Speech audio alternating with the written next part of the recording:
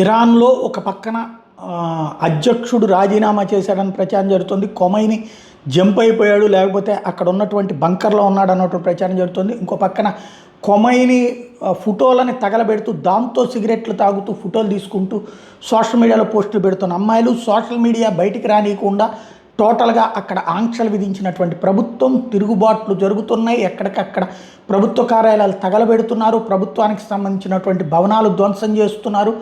అక్కడ ఉన్నటువంటి ఏదైతే మెయిన్ ఏరియాలో ఉన్నటువంటి మసీదుల మీద దాడులు జరుగుతున్నాయి, విధ్వంసం జరుగుతోంది.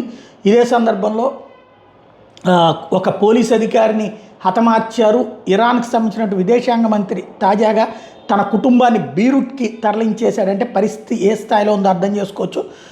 క్రమంగా అక్కడ ఫారెన్ మినిస్టర్ అబ్బాస్ అర్గాచి వాళ్ళ కుటుంబం బీరూట్కి వెళ్ళిపోయింది. ఇరానియన్ అంబాసిడర్ కూడా అక్కడి నుంచి తన కుటుంబాన్ని మార్చేస్తున్నారు. ఓవరాల్గా అనేక మంది నాయకులు తమ కుటుంబాలను వేరే ప్రాంతాలకు పంపిస్తున్నటువంటి దాంతో ఇక చావోరేవో తేల్చుకోక తప్పని పరిస్థితి వచ్చిందన్నటువంటి విషయం స్పష్టమవుతోంది.